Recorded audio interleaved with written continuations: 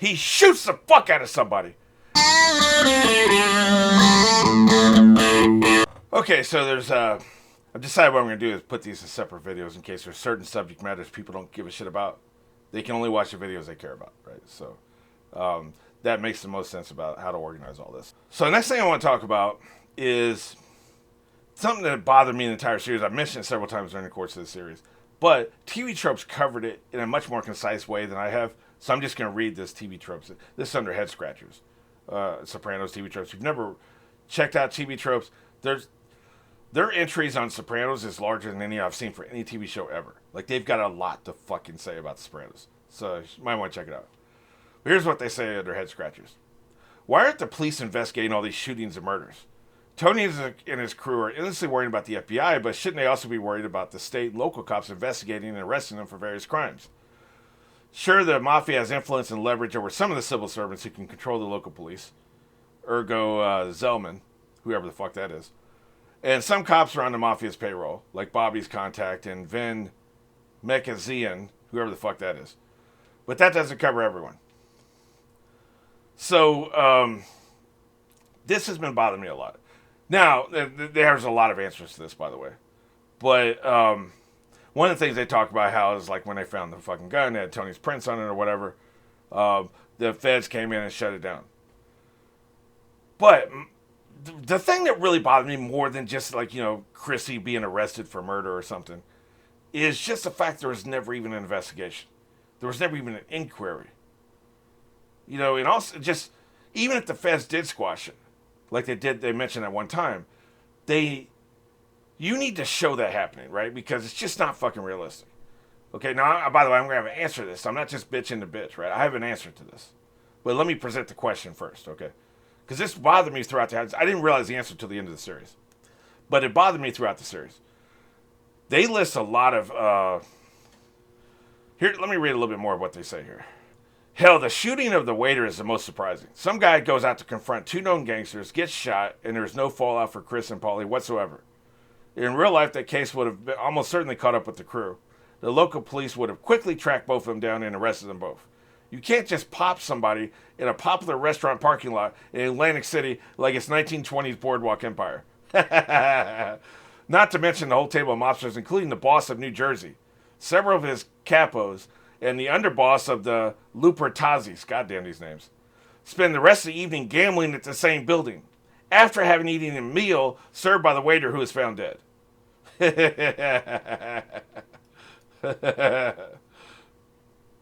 So, like I said, they have a way with words I just don't have, right?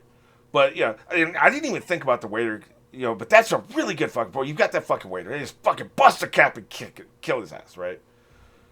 And of course they put him in the trunk. I guess they don't. Maybe even if he's never found. Come on, man. The one that bothered me the most was towards the end of the series, right before Chrissy dies. So again, if Chrissy's dead, it doesn't matter. But I'm just saying this exemplifies the problem I have. Okay? He shoots the fuck out of somebody in their fucking apartment. It's an apartment building. There's hallways. There's elevators. There's other fucking apartments right next door. He shoots the fuck out of somebody and then strolls out. You're telling me not a single person fucking looks out the peephole to see who did it? Nobody calls the cops? There's in real life, there would have been fucking 16 descriptions of this son of a bitch. Like, and even in 2007, they probably started to have, like, parking lot cameras and shit. But he walked down a whole ass hallway with all these fucking apartments, all these doors. Nobody heard a gunshot and looked and snitched. Come on, man. Come the fuck on. That's the most egregious one I've seen in the entire series. Some of these other things are in isolated situations. They're not... in apartment buildings, I've lived in apartment buildings. You're on top of people. You hear when their cat farts. You hear everything. They would have heard the raised voices, first of all. That would have got their attention. Then they would have heard the gunshot. A body hit the fucking floor. And then a door open. Come on, man. A lot of times, the cops have been called just for the fucking shouting. Because they just think two people are just roughhousing in there. And they're fucking irritated about that. So, it just makes no goddamn sense. It makes no fucking sense. They never make any attempt to address it. Other than the fucking shit with the gun. Which they fabricated that. Nobody was like, hey, whatever happened to Tony's gun? They wanted that for a plot point. That's the only reason they put it in there. So when you have actual loose ends, they never address them. Tony B can just beat the shit out of a fucking business partner, beat him half to fucking death. Nothing ever happens. Now, and everyone, I raise those objections, and people are in the comments talking about he's intimidated. Okay, fine. But they were intimidated, or they have contacts with the cops. It works on a case-by-case basis. But what about when you have 75 cases? All 75 times people are fucking intimidated. All 75 times not one single fucking person speaks up, who just gets beat to hell, sent to the fucking hospital for nothing. Like on construction jobs, he's telling them, I can't pay you anymore, so they just beat him almost to death while all these other witnesses see him fucking do it. Nobody snitches. Like, nobody ever, not in any of this, over the course of 6 fucking seasons, not a single person is ever not intimidated.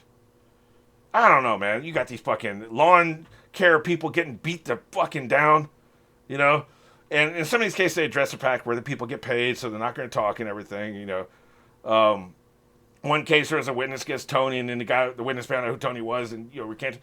They occasionally address it every now and then. I'm just saying, it works on a case-by-case basis, but when you start stacking this shit over the course of 6 seasons, and it happens 100 fucking times, it just doesn't make sense, man. There's no way. I don't give a fuck who it is. There are Las Vegas gangsters now who can't do that shit, get away with that shit. It's just, it makes no sense. And then the waiter is another good example. And there are so many other cases. In here they give this long list of all these different people that got the shit beat out of them, or shot, or put in a fucking hospital. All these different times the police could have fucking come up and gotten involved. So the question is, why? Like, why does the show just not give a shit about that? They just don't care, man. It was throwing me out of the show for so long. Because I was thinking this is a show about gangsters. It is a show about gangsters on the surface, right? But it's not. It's really a fairy tale. That's my answer to this question. It's a fairy tale. When you're telling somebody a fairy tale about Snow White and the 7 Dwarfs or whatever, you're not asking questions like, where did these dwarves come from? How did they get this house? Do they have to pay rent to anybody? Why did none of these 7 dwarves ever fucking get a girlfriend? Were they gay? Were they all running a train on Snow White? Like, what is happening, right? So there's all these questions you could ask, but you don't ask them because it's a fairy tale. Once you know it's a fairy tale, there are no questions. The point of a fairy tale is they're telling a very specific story. Shut up with your fucking questions. Shut up about reality. Enjoy the fairy tale and get the point that we're trying to give you out of the fairy tale. Sit there and don't worry your pretty head about it. That's what happens with a fairy tale. And that's what this is. This isn't a gangster show. It's a fairy tale. And the point of the fairy tale is, as BoJack Horseman put it, the banality of evil, essentially. Evil is boring and tedious, and look at the everyday life of evil, right? Yeah, essentially. Look how one person destroys their life and can never be happy when they had all these opportunities to be happy. You could probably track all the different episodes in which Tony could have made a different choice and been happy throughout the course of this series. And, of course, he always chose the other direction, right? He always went the other way. So, it's a fairy tale. And so once you realize it's a fairy tale, you're like, okay. Like, they stealth this fairy tale in us under the guise of a gangster show. And I said all along, this feels different than any other gangster show I've ever seen, because there's not the hits, there are hits and stuff, and there is violence, but not really. Like, again, I keep comparing this to Sons of Anarchy because it's the closest analogy I can come up with. Family drama, crime, criminal organizations.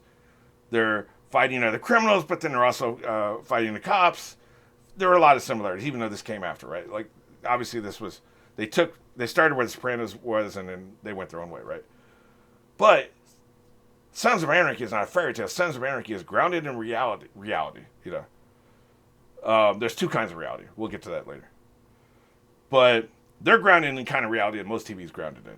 In other words, there are consequences to your actions.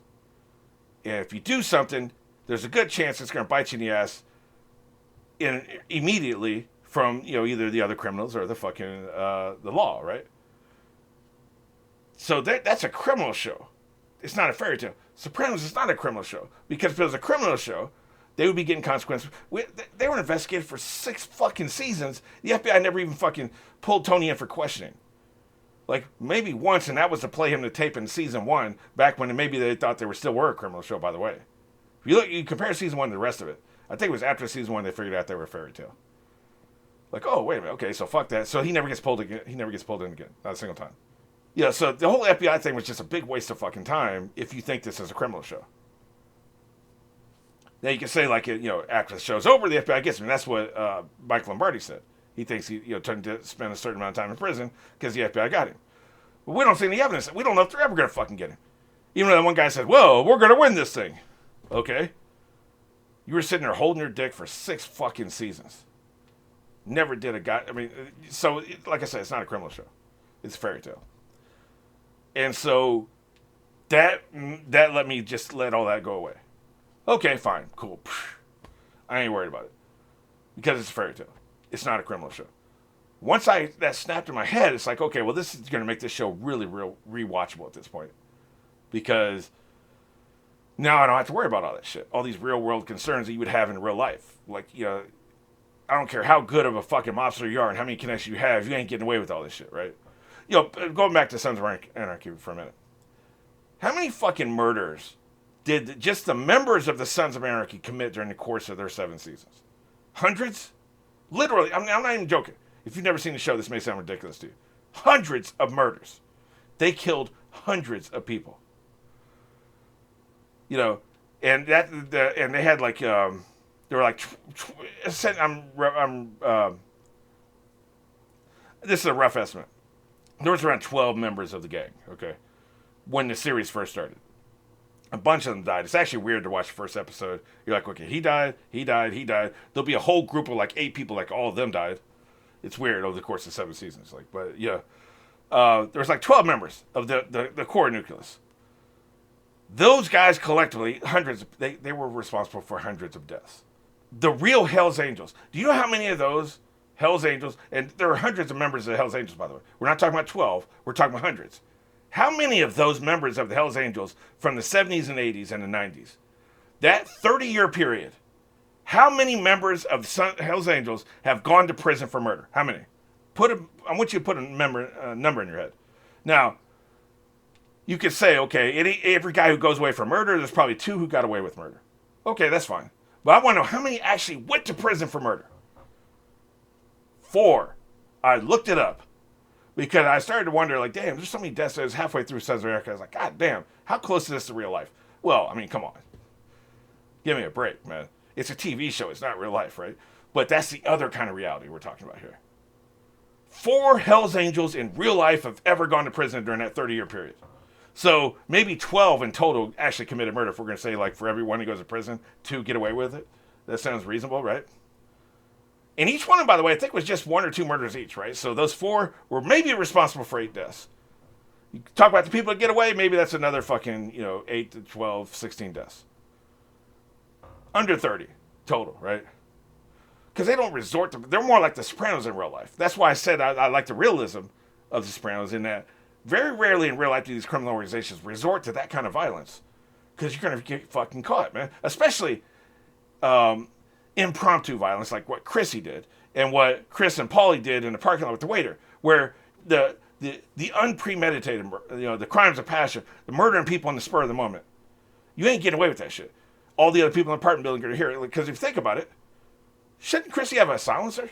If he had gone there planning to kill the dude, he would have a silencer. Or he would use a garrote, right? Use a knife. But no, you're just going to fucking, come on. But when you notice, like, most of the time when they plan it, they do it in such a way that, well, then now I'm thinking of the Bobby situation where it's right in the middle of a massive fucking shopping center. And they weren't covering their faces. And I think those shopping centers, by the way, have cameras as well. But so I don't know. But in a lot of cases, like, those be, like we saw, there'll be people from out of the country. So the point is, like, Sons of Anarchy is working in their own reality, which is TV reality, which is fun, exciting. Woo, we're into this. We're going to be murking motherfuckers every week, and it's exciting, and it's fun to watch. But we know it's not real. Sopranos always felt real as far as, like, how they conducted their business. They're not really going to resort to murder. They're not going to glorify violence. I don't feel like the show ever glorified violence, which Sons of Anarchy definitely fucking did. The show felt very real. The characters in The Sopranos felt more real than any characters on any show ever.